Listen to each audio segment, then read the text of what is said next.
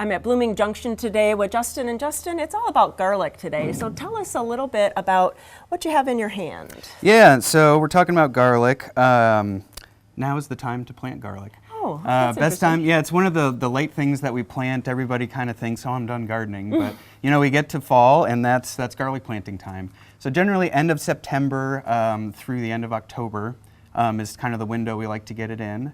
And so with garlic, you know, it's really important to break all of these cloves off and not just replant a whole bulb.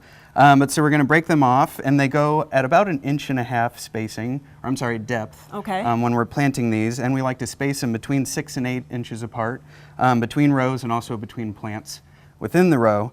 And I also like to mention, you know, as we get, when garlic starts growing kind of at the beginning of March, you really want to give it a little bit of nitrogen fertilizer. So we like to side dress with a little fertilizer because with garlic, it's really important to get a lot of leaf growth.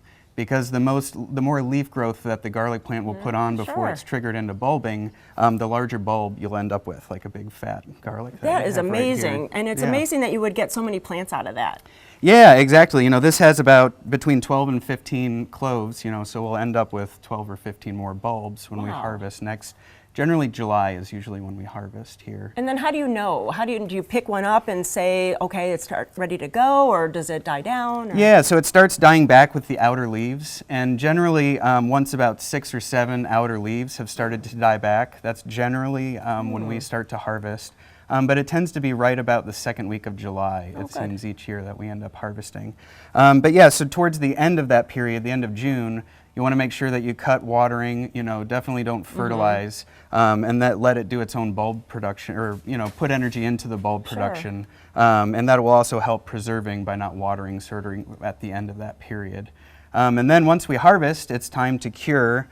Curing the garlic, as you can see here, this is amazing. Will help extend its life. We have almost 1,000 pounds of garlic curing here.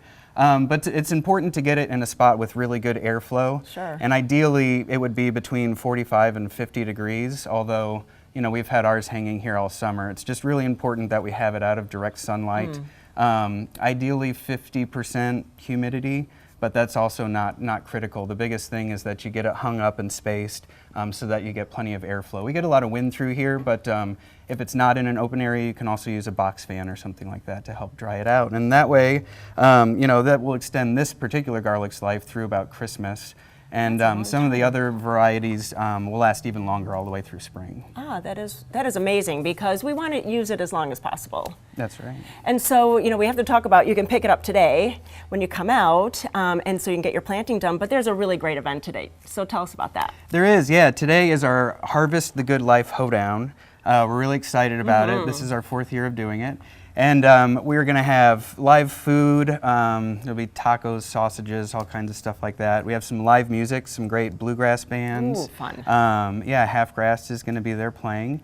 And all of our various food vendors that sell products in our store will be there with samples to try out and things like that. And also it's just, we have the bounty of the season. You know, we're just loaded with fruits and vegetables right now, and we're celebrating that abundance. That is great. You know, it's such a wonderful place to come. There's also plants for sale because they're a nursery too, so you can feed that itch. You can get some produce to take home, get your garlic, and go home and plant too this weekend, because it's really the time to do that. Thanks for all the information, because sometimes it's just a little bit tricky to plant garlic, so thanks for the information. You're welcome. Thank you, Judy.